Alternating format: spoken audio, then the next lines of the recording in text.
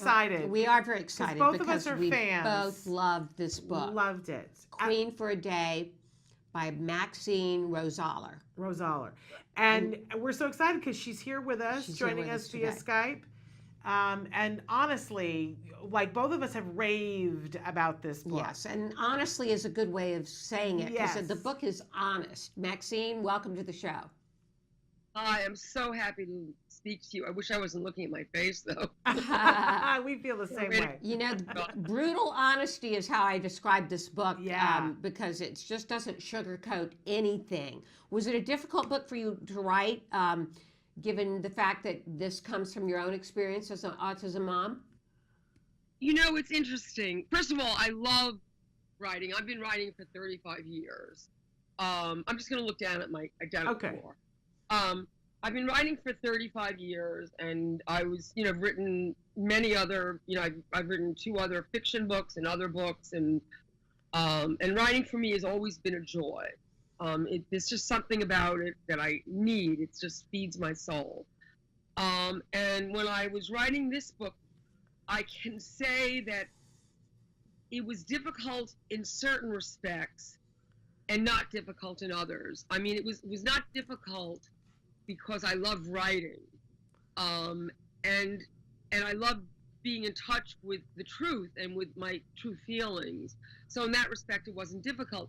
What was difficult for me was actually writing about people I hate, and trying to make them come across as real live characters and not just pure villains. So it was difficult for me to get past my pure hatred for the people who I really consider to be villains, the people at the Board of Education who treated me with such disrespect and really didn't care about Benji at all, the advocate who completely betrayed me and never didn't do what she was supposed to do. So it was very difficult for me artistically to make those stories come alive in the way that they needed to come alive. So that respect, it was difficult. In terms of getting in touch with my feelings and my sad feelings, my feelings of grief, that's something that I always do as a writer. So, and I really do believe that grieving is the most profound form of love. And so I was really getting in touch with my feelings about Benji. So sure, I was crying a lot, but it wasn't difficult for me because for me, the most important thing is telling the truth. Amazing. As a writer and as a person. But this brings up an interesting point. This is a fiction book about a whole bunch of people. There's a whole bunch of characters, and we get to see it from different people's points of view. The main character, though, is an autism mom, and it's about this journey, this madcap journey that she goes through her life with the things that are happening with her son. But clearly, it comes from a place of bone raw honesty. How much of this, you chose not to write a memoir. You chose to write a fictionalized book. Address that for us and give us an idea of how much of this is actually your story. Okay, first let me say, yes, it's all my story. In terms of the Mimi character, Mimi really, as Flaubert said, Madame Bovary c'est moi, Mimi c'est moi, okay? But not to compare myself to Flaubert, but that's true. But it's interesting because when I had some time, you know how time-consuming all this is, and for a long time I didn't write at all. All I was doing is writing letters to the Board of Education, trying to hire people to work with Benji, and the work is just enormous. And when I finally got to some time to write, first I wrote a memoir. A whole memoir, and it was horrible. It was deadly because it was just, trying to get revenge against the Board of Education and tell the truth about everything and how horrible everything was, and it was just horrible. It was the first chapter actually I managed to keep and transform into fiction, but the rest of the book I just wrote myself into a hole, and it was very depressing and horrible. So I threw that out, and then I wrote a children's book in the voice of a child with autism, and that was repulsive. It was awful. did manage, though, to get one little thing from that book, and that was the boy who lived on the desert island. That was something that's in the book, right? Yeah, that was the only thing I took from that book, and it was horrible. And then I don't really remember what happened, but at some point, of course, I had to write about this experience for many reasons. One of which was just selfish, because I'm a writer, and that's my material, and how can I not use this material? And on the other, and from the other, and for another reason, I just wanted to tell the true story of what mothers go through, and what this is like. And I hate all the sugarcoating and these stories about how wonderful it is, and how this kid recovered because of this, and this kid recovered because of a diet, or because of brushing, or I just felt like it, or it's wonderful. I don't like that, and so I finally started mapping out a collection of short stories, and which evolved over time. And all those stories, every one of them was initially based on a real experience of mine, with Benji. And then, of course, in the process of writing them, I fictionalized the characters, I fictionalized the backgrounds, I created new scenes and other characters, but certainly, fundamentally, everyone was based on real life. Right. Now, I wasn't have enough imagination to create anything. Oh, great, my phone is on. That's cool. Okay. As you say, there are some villains in the book that you come up against in your fight to get services for your son, and they're portrayed very realistically. But there are also some very sympathetic characters and there's a real bond between the mothers in the book. Can you talk about that bond?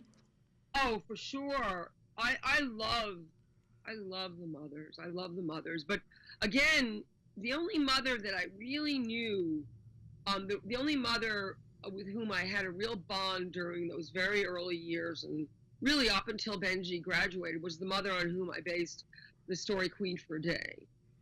She was the only mother who suffered as much as I did. I mean, we both couldn't get past the grief. And so just knowing she was there, just as I wrote in that story, meant a lot to me. The other mothers I loved, but they weren't really partners in suffering. It's funny, at some point I actually formed a group called Miserable Mothers. Really.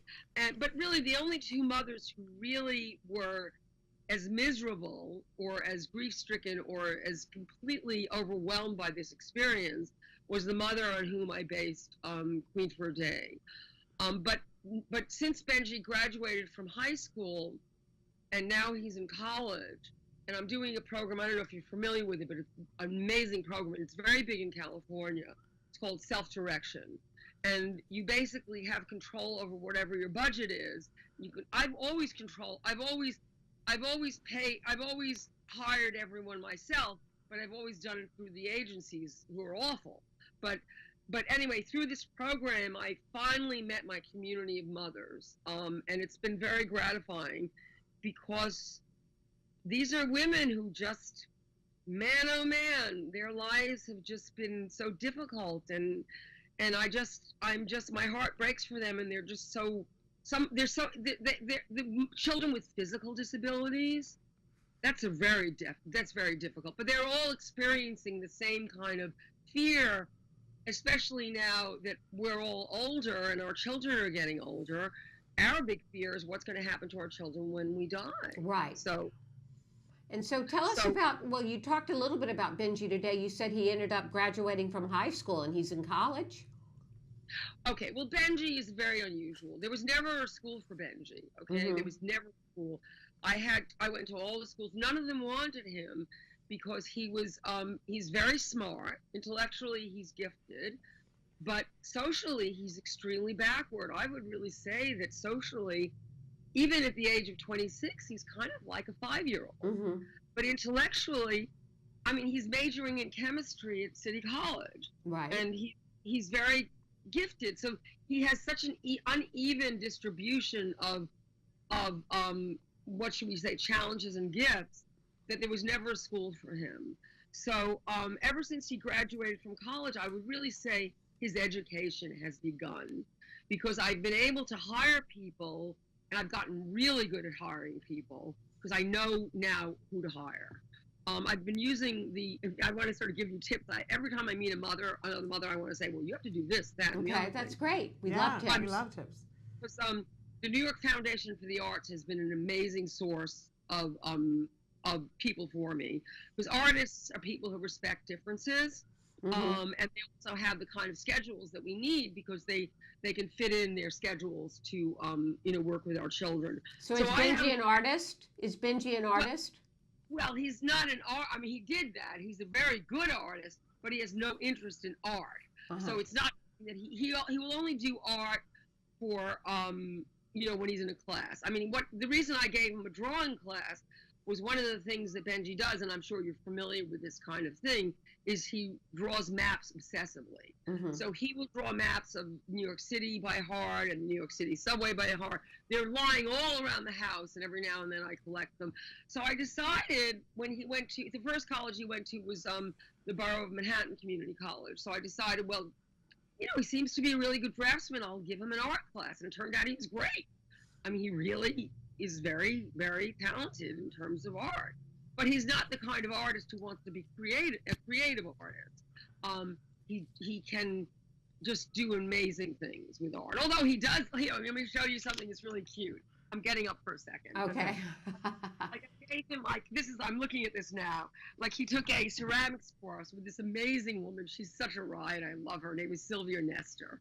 And actually, her husband, ironically enough, was a character on whom, the character in, oh God, I can't remember the name of it. This is so crazy. The Dustin Hoffman movie. About, right. Yeah. Rain Man. So her husband actually was one of the people they interviewed to, learn about autism. So Benji, see this? Oh, that's great. He did a series of verbal puns. So this is a sheep in this is a wolf in sheep's clothes. Oh, that's lovely. Isn't that cute? I love that. So what is he doing? So what is he doing with his days now? How is Benji? He's in college. Okay. So he's at City College. He's taking chemistry. And does he have an aide? Excuse me? Does he have an aide with him at the? Oh, are you kidding? Yes. I mean, he has aides from 8 o'clock in the morning until 8 o'clock at night. Okay. And we have periodic group meetings. I'm in communication with them all the time. Recently, I fired an aide. He was someone, I call them mentors. I don't call them aides. Right. And we're always collaborating together about life skills programs. And I just hired this girl. I love them. I'm in love with them. And I have to restrain myself, or I have to prepare them for my outflowing of love and gratitude because they're so wonderful.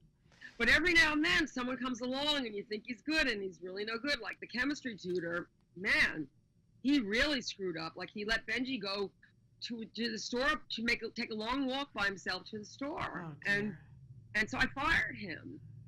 This is a guy he's going to medical school. Right.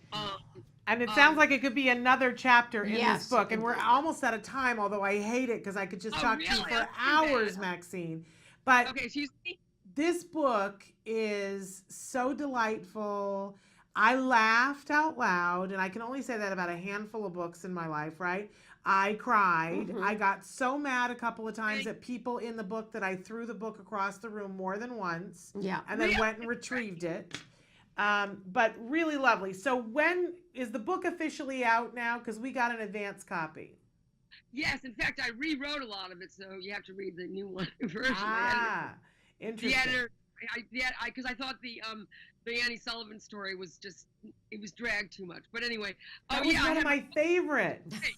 Excuse me? That was one of my favorites. Yeah, but it's better now because I fixed it up, and that was based completely on a true story. And also, my daughter sang a song. My husband wrote a song. I'll send it to you. Okay. You'll love it. Okay, it's so great to talk to you. Thank you. It is, so much. But so great talking people with can you. get the book on Amazon now?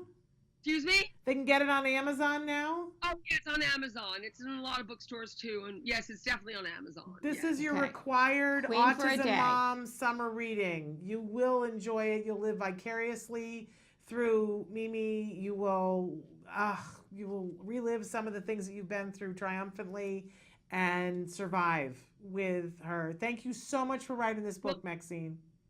Thank you for throwing it across the room and retrieving it. Yeah, twice I did that. My husband was like, "Is that book kicking your butt?" And I said, "Yes, this book is kicking my butt," but I loved it. Couldn't put it down. So absolutely adored it. Thank you so much. Thank you. Thank you for being here, and good luck with everything. Thank you. You too, really. Okay. All right, we'll be in touch. Yes. Thank you. Too much fun. I know. And you know, it's so lovely to meet and talk with her and Right. see, because there's so many things in the book that just are so amazing. I have things that are turned down because they spoke to me so much. Me too.